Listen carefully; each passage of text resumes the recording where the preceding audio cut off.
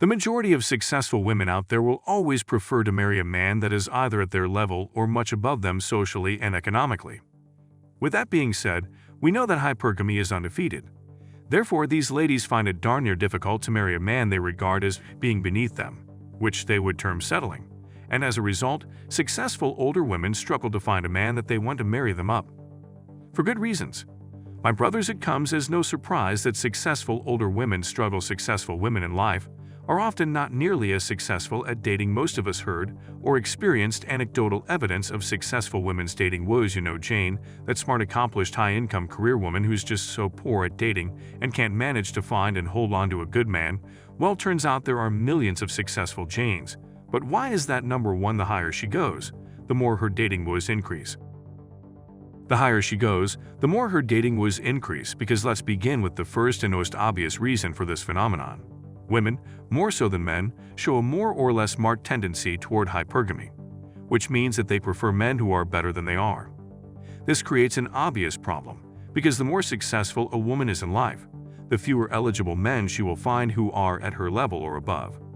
Paradoxically, average women have an easier time meeting appealing dating options than successful women do.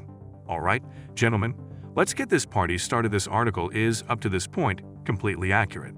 It is true that the more money you make, the more women will be available to you, because you have demonstrated that you are valuable, and men with money don't care about how much a woman makes. This is how the womanist movement has tricked women into believing that they are men and that the same rules apply, which clearly they don't, because men and women are different. And it is clear that women will never understand that their success and wealth are not choosing signals for men. We want submissive cowards. Let's keep going. Even if the vast majority of them don't date down, that's just the way things are. Women want men who are more successful than they are, so the further a woman travels, the fewer the men she will find. Women believe that a high salary and a prestigious college should increase their options. But sometimes the opposite is true. Of course, we are talking here about preferences. Women can physically reproduce with any functioning man, but dating less successful men feels like settling to most of them, gents. That is exactly what I said. This thing about settling is what is hurting them the most, and if they continue to settle, let's continue. Number 2. Some characteristics that men value, such as age, submissiveness, and a nurturing disposition, can be antithetical to success. What men don't like about successful women, it's not that men don't like successful women. It's just that men have lower success standards than women. Number 1. Men have lower success standards than women. Number 2. Some characteristics that men value can be antithetical to success. Third, men only value professional success up to a certain point and almost never above their own level. Men may say that they value intelligence and success, and that they would never be turned off or intimidated by it. But what people say and what they do don't always square off with each other. Despite what men say, some men prefer women who are less intelligent than they are. According to studies, males perceive female intelligence above a certain threshold to be a turn-off, and it is only when he feels that she outsmarts him that he really loses attractiveness to her.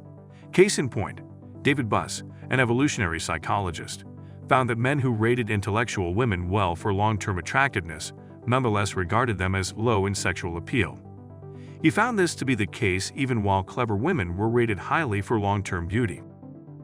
Alright, gentlemen, I agree with what he's saying, because I personally wouldn't want to date a woman that makes more money than me, not because I am intimidated by the fact that she makes more money than me, but because I know that at some point she will rub it in my face that she makes more money than me, and she won't respect my authority because she's above me economically. So knowing that I will be treated as less than, why would I sign up for that? Only a man. Women gravitate toward guys who are more dominant, while men choose women who are more submissive.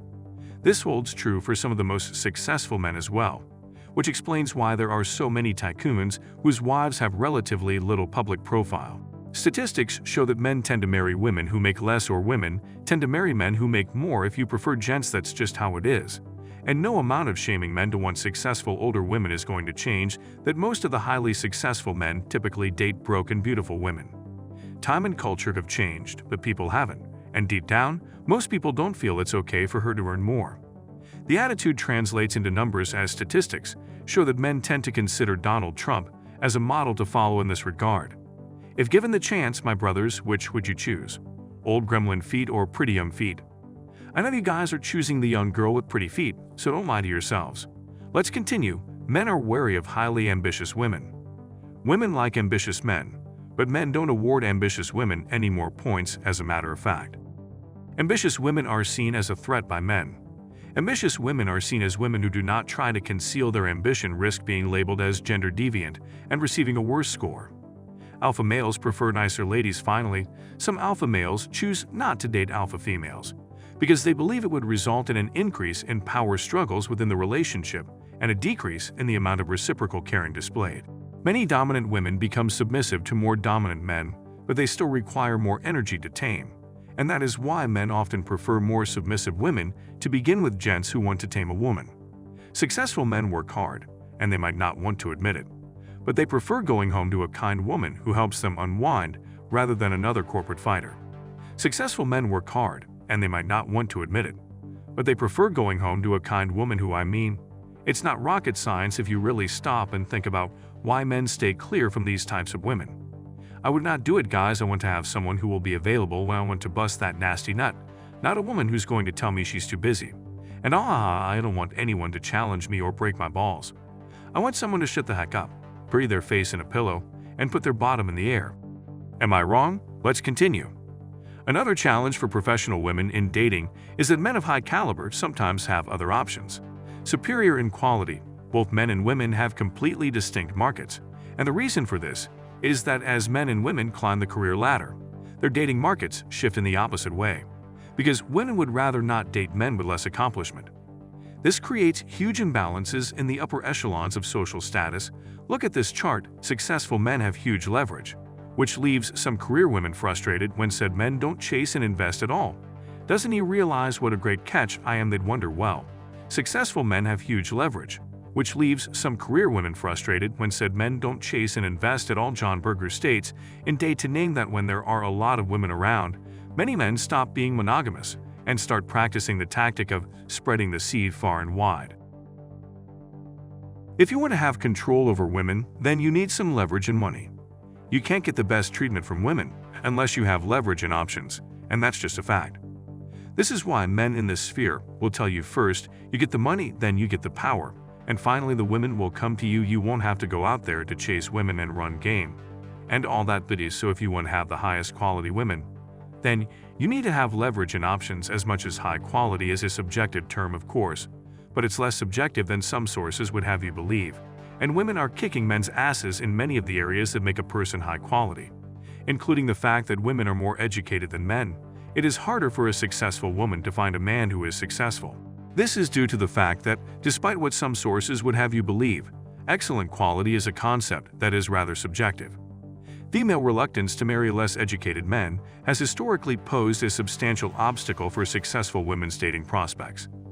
The highest percentages of unmarried and childless women are still to be found among the most highly educated all-right brothers, despite the fact that women have recently begun to accept this reality or settle for less. The truth is that more and more women are starting to get disinterested in the traditional man. This is a result of the fact that many women are enrolling in college, especially in the United States. I have no problem with them attending college, accruing student loan debt, which the majority of them will never be able to pay off, and living a life of debt slavery until they pass away. For all I care, go ahead and let your corporate career make you a slave. Simply quit whining that there aren't any men who aren't interested in these men. You are the ones who won't get what you want at the end of the day, so it is what it is. I absolutely respect any man who does real work like plumbers, electricians, carpenters, masons, truckers, contractors, and so on. If it weren't for those men, the country wouldn't be able to run properly. If you pass up a plumber that makes 6 figures just because he doesn't work at the corner office in the big skyscraper, then go die alone, that is all. To support us, like this video, please subscribe and make sure to send this video to the person who needs to hear it the most.